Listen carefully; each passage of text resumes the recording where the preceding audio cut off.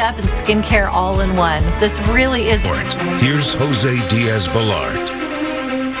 Good day. We are coming on the air to bring you what's being called a major address from President Biden on the war in Ukraine. Let's go to the president. Come up on stage. Thank you very much. It's a great honor to be here. Mr. President, they tell me you're over there somewhere. There you are. Thank you, Mr. President. Be not afraid.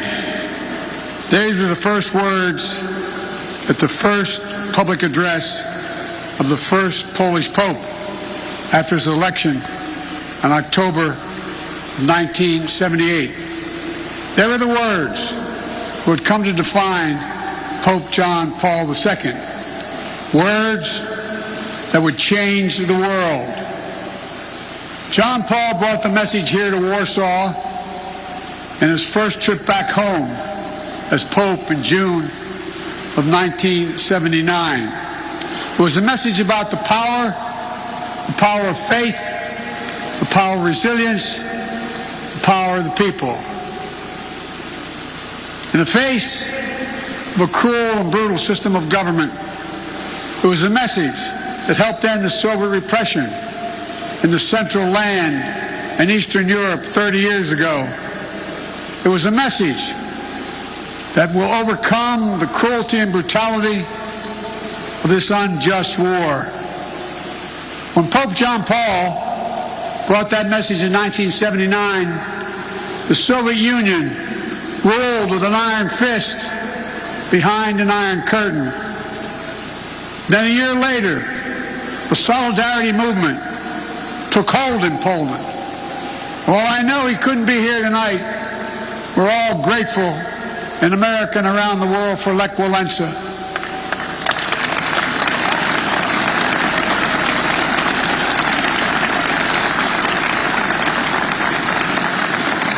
Reminds me of that phrase of philosopher Kierkegaard. Faith sees best in the dark. And they were dark moments. 10 years later, the Soviet Union collapsed, and Poland and Central and Eastern Europe would soon be free. Nothing about that battle for freedom was simple or easy. It was a long, painful slog, fought over not days and months, but years and decades. But we emerged anew in the great battle for freedom, a battle between democracy and autocracy, between liberty and repression, between a rules-based order and one governed by brute force. In this battle, we need to be clear-eyed. This battle will not be won in days or months either. We need to steel ourselves for the long fight ahead. Mr. President, Mr. Prime Minister, Mr. Mayor, members of the Parliament, distinguished guests, and the people of Poland, and I suspect some people of Ukraine that are here. We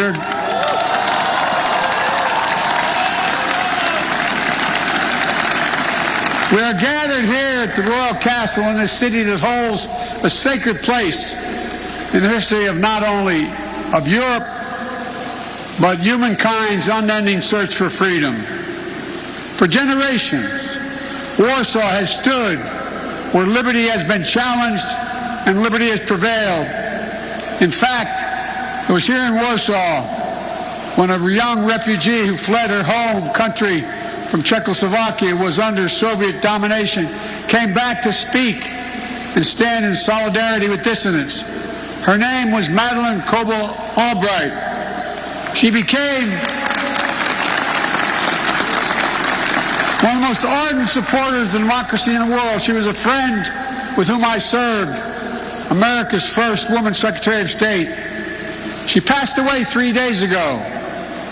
She fought her whole life for essential democratic principles. And now, in the perennial struggle for democracy and freedom, Ukraine and its people are in the front lines, fighting to save their nation. And their brave resistance is part of a larger fight for an essential democratic principles that unite all free people.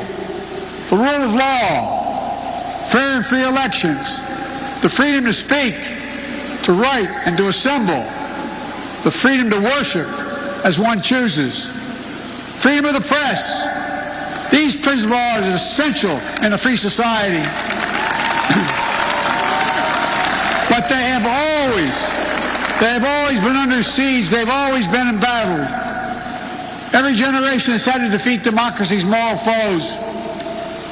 That's the way of the world. For the world is imperfect, as we know, where the appetites and ambitions of a few forever seek to dominate the lives and liberty of many. My message to the people of Ukraine is a message I delivered today to Ukraine's foreign minister and defense minister, who I believe are here tonight. We stand with you. Period.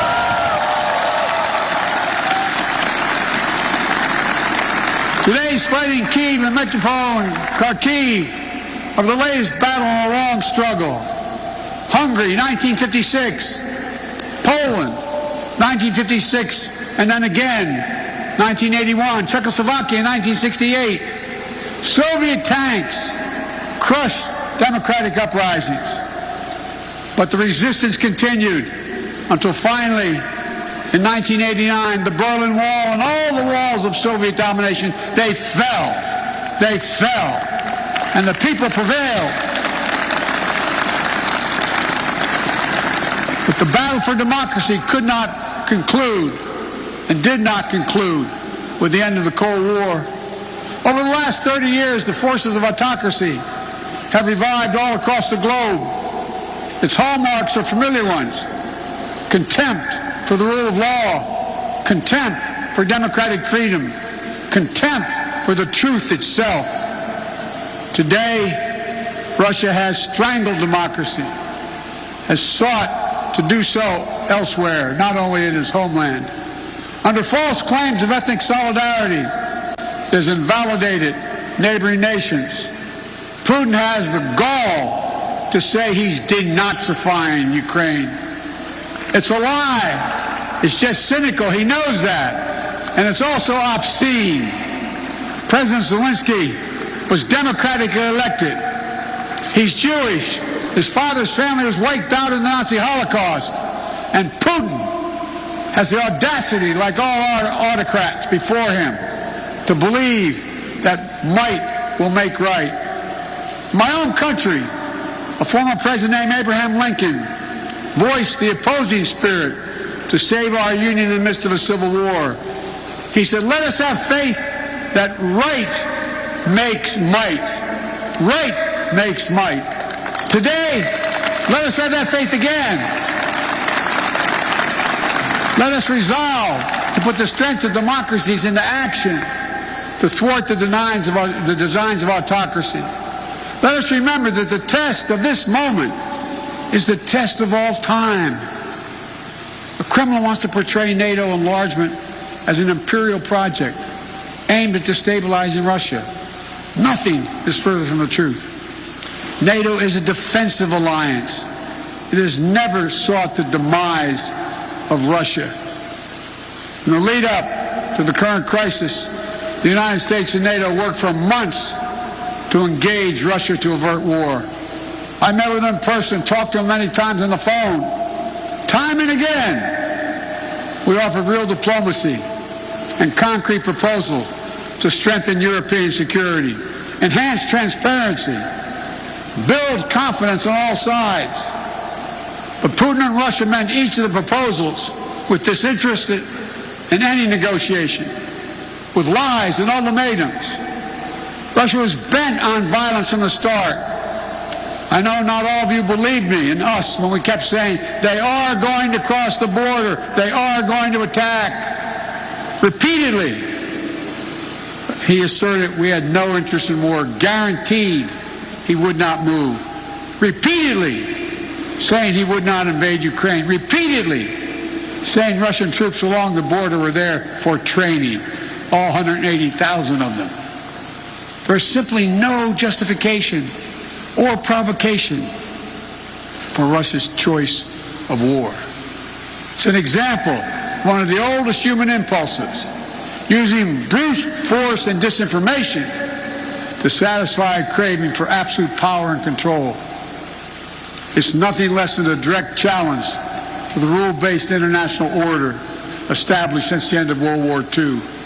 And it threatens to return to decades of war that ravaged Europe before the international rule-based order was put in place.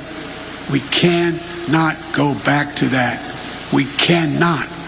The gravity of the threat is why the response of the West has been so swift and so powerful and so unified, unprecedented and overwhelming. Swift and punishing cost are the only things that are going to get Russia to change its course. Within days of its invasion, the West has moved jointly with sanctions to damage Russia's economy. Russia's central bank is now blocked from global financial system, denying Kremlin's access to the war fund that's stashed around the globe. We've aimed at the heart of Russia's economy by stopping the imports of Russian energy to the United States. To date, the United States has sanctioned 140 Russian oligarchs and their family members, seizing their ill-begotten gains, their yachts, their luxury apartments, their mansions. We've sanctioned more than 400 Russian government officials, including key architects of this war. These officials and oligarchs have reaped enormous benefit from the corruption connected to the Kremlin. And now they have to share in the pain. The private sector is acting as well. Over 400 private multinational companies have pulled out of doing business in Russia, left Russia completely, from oil companies to McDonald's. As a result of these unprecedented sanctions, the ruble almost is immediately reduced to rubble. The Russian economy, that's true, by the way, takes about 200 rubles to equal $1. The economy is on track to be cut in half in the coming years. It was ranked, Russia's economy was ranked the 11th biggest economy in the world before this invasion. It will soon not even rank among the top 20 in the world. Taken together, these economic sanctions are a new kind of economic statecraft with the power to inflict damage that rivals military might. These international sanctions are sapping Russian strength, its ability to replenish its military, and its ability to project power. And it is Putin, it is Vladimir Putin who is to blame, period. At the same time, alongside these economic sanctions, the Western world has come together to provide for the people of Ukraine with incredible levels of military, economic, humanitarian assistance. In the years before the invasion, we, America, had sent over $650 million before they crossed the border in weapons to Ukraine, including anti-air and anti-armor equipment. Since the invasion, America has committed another $1.35 billion in weapons and ammunition. And thanks to the courage and bravery of the Ukrainian people, the equipment we've sent and our colleagues have sent have been used to devastating effect to defend Ukrainian land and airspace. Our allies and partners have stepped up as well. But as I've made clear, American forces are in Europe, not in Europe, to engage in conflict with Russian forces. American forces are here to defend NATO allies. Yesterday I met with the troops that are serving alongside our Polish allies to bolster NATO's frontline defenses. The reason we want to make clear is their movement on Ukraine don't even think about moving on one single inch of NATO territory. We have sacred obligation. We have a sacred obligation under Article 5 to defend each and every inch of NATO territory with the full force of our collective power. And earlier today, I visited your national stadium where thousands of Ukrainian refugees are now trying to answer the toughest questions a human can ask. My God, what's going to happen to me? What's going to happen to my family? I saw tears in many of the mothers' eyes as I embraced them. They're young children. They're young children. Not sure whether to smile or cry. One little girl said, "Mr. President," she spoke a little English, "if my brother and my daddy, are they going to be okay? Will I see them again?" Without their husbands, their fathers, many cases, their brothers and sisters who stayed back to fight for their country. I didn't have to speak the language or understand the language to feel the emotion in their eyes, where they gripped my hand. Little kids hung onto my leg, praying with a desperate hope that all this is temporary. Apprehension that they may be perhaps forever away from their homes. Almost a debilitating sadness that this is happening all over again.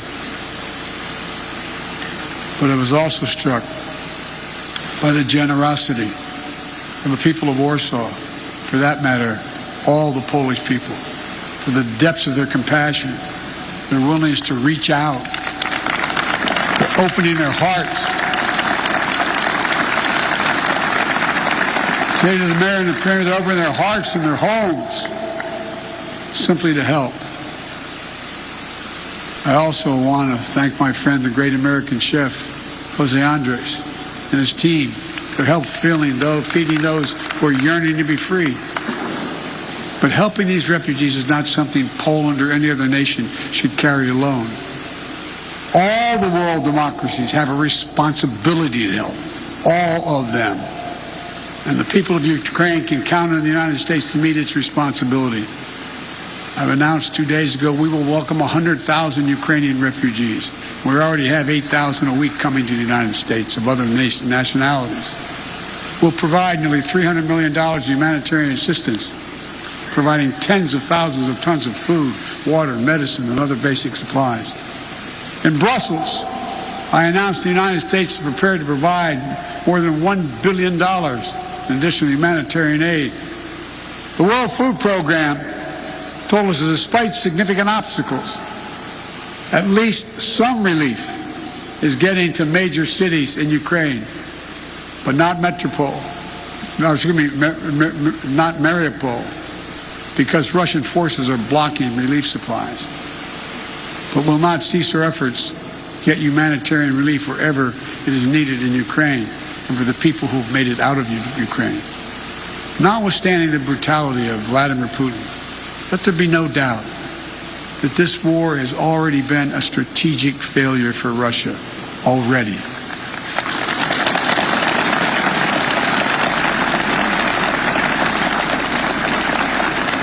Having lost children myself, I know that's no solace to the people who've lost family. But Putin, thought Ukrainians would roll over and not fight. Not much of a student of history. Instead, Russian forces have met their match with brave and stiff Ukrainian resistance. Rather than breaking Ukrainian resolve, Russia's brutal tactics have strengthened the resolve. Rather than driving NATO apart, the West is now stronger and more united than it has ever been. Russia wanted less of a NATO presence on his border, but now he has a stronger presence, a larger presence, with over 100,000 American troops here, along with all the other members of NATO.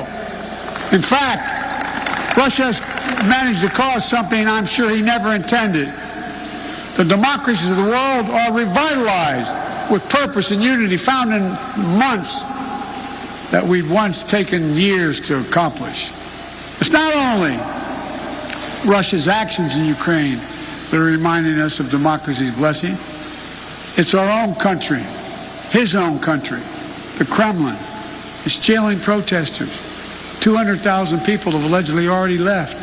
There's a brain drain leaving Russia, shutting down independent news.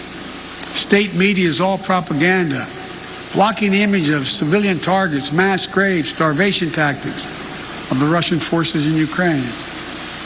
Is it any wonder, as I said, that 200,000 Russians have already left their country in 1 month?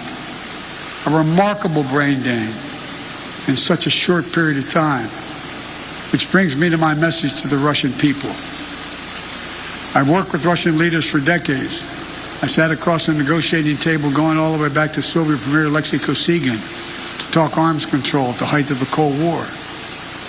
I've always spoken directly and honestly to you, the Russian people. Let me say this if you're able to listen. You, the Russian people, are not our enemy. I refuse to believe that you welcome the killing of innocent children and grandparents, or that you accept hospitals, schools, maternity wards, and for God's sake, being pummeled with Russian missiles and bombs, or cities being surrounded so that civilians cannot flee, supplies cut off, and attempting to starve Ukrainians into submissions. Millions of families are being driven from their homes, including half of all Ukraine's children. These are not the actions of a great nation. Of all people, you, the Russian people, as well as all people across Europe, still have the memory of being in a similar situation in the late 30s and 40s. Situation in World War II, still fresh in the minds of many grandparents in the region. Whatever your generation experienced, whether it experienced the siege of Leningrad or heard about it from your parents and grandparents, train stations overflowing with terrified families fleeing their homes, nights sheltering in basements and cellars, mornings sitting through the rubble in your homes. These are not memories of the past, not anymore, because it's exactly what the Russian army is doing in Ukraine right now. March 26, 2022, just days before you were a 21st century nation with hopes and dreams that people all over the world have for themselves and their family. Now, Vladimir Putin's aggression have cut you, the Russian people, off from the rest of the world, and is taking Russia back to the 19th century. This is not who you are. This is not the future you deserve for your families and your children. I'm telling you the truth. This war is not worthy of you, the Russian people. Putin can and must end this war.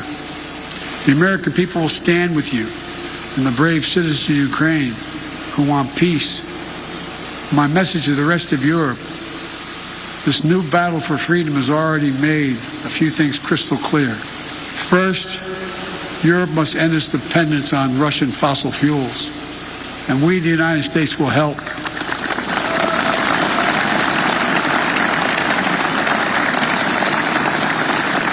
That's why just yesterday in Brussels, I announced a plan with the President of the European Commission to get Europe through the immediate energy crisis. Over the long term, as a matter of economic security and national security for the survivability of the planet, we all need to move as quickly as possible to clean, renewable energy. And we'll work together to help get that done, so that the days of any nation being subject to the whims of a tyrant for its energy needs are over. They must end. They must end. And second, we have to fight the corruption coming from the Kremlin to give the Russian people a fair chance. And finally, most urgently, we maintain absolute unity. We must among the world's democracies. It's not enough to speak with rhetorical flourish of ennobling words of democracy, of freedom, equality, and liberty. All of us, including here in Poland, must do the hard work of democracy each and every day. My country as well. That's why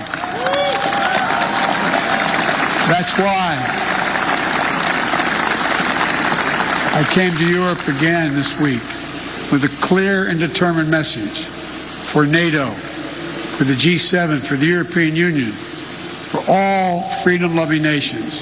We must commit now to be in this fight for the long haul. We must remain unified today and tomorrow and the day after, and for the years and decades to come. It will not be easy. There will be cost, but it's a price we have to pay, because the darkness that drives autocracy is ultimately no match for the flame of liberty that lights the souls of free people everywhere. Time and again, history shows that it's from the darkest moments that the greatest progress follows. And history shows this is the task of our time, the task of this generation. Let's remember the hammer blow that brought down the Berlin Wall, the might that lifted the Iron Curtain, were not the words of a single leader. It was the people of Europe who for decades fought to free themselves.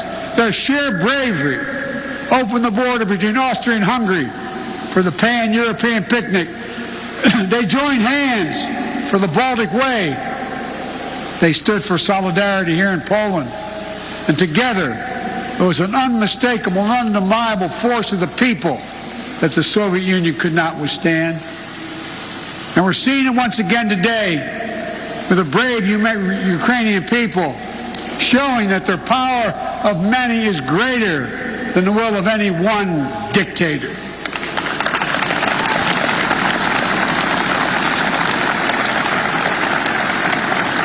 So in this hour, let the words of Pope John Paul burn as brightly today. Never, ever give up hope. Never doubt. Never tire. Never become discouraged. Be not afraid.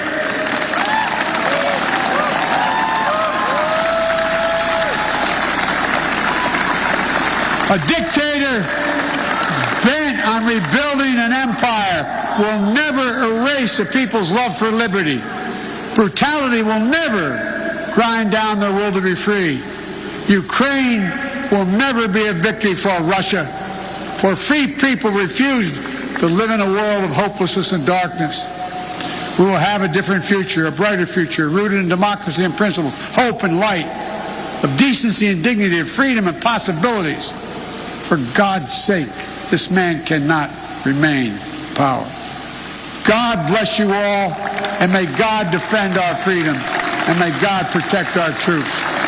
Thank you for your patience. Thank you. Thank you. Thank you.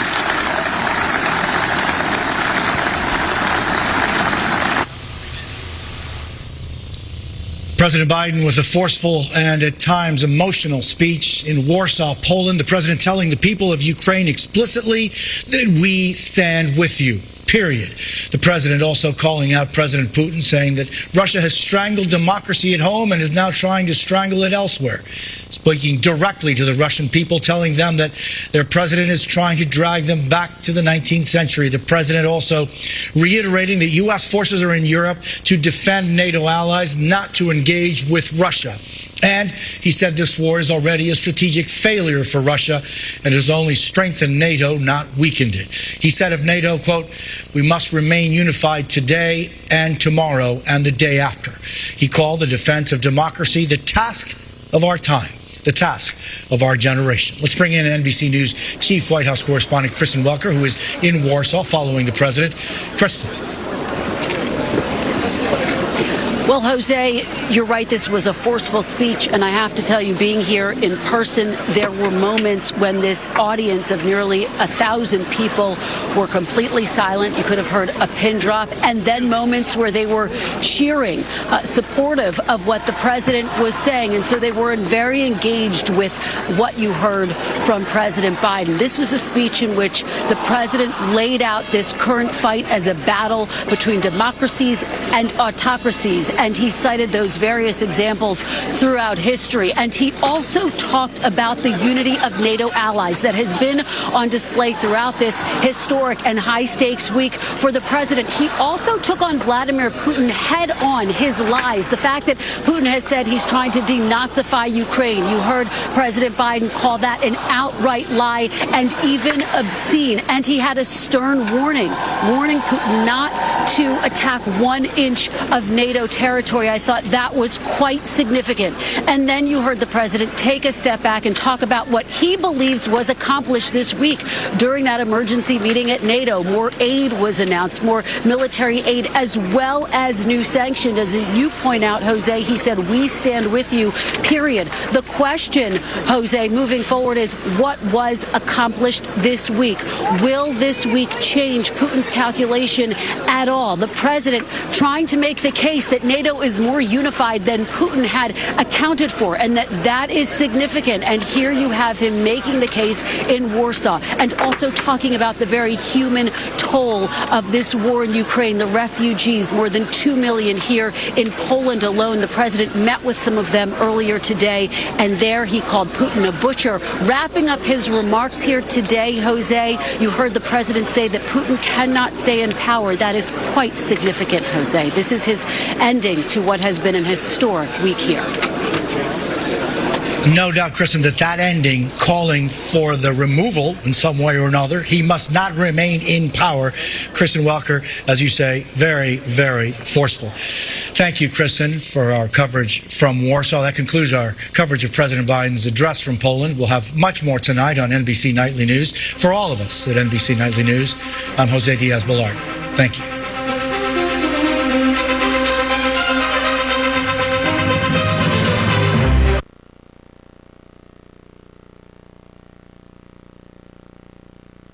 Friend Susie Maxwell Byrne.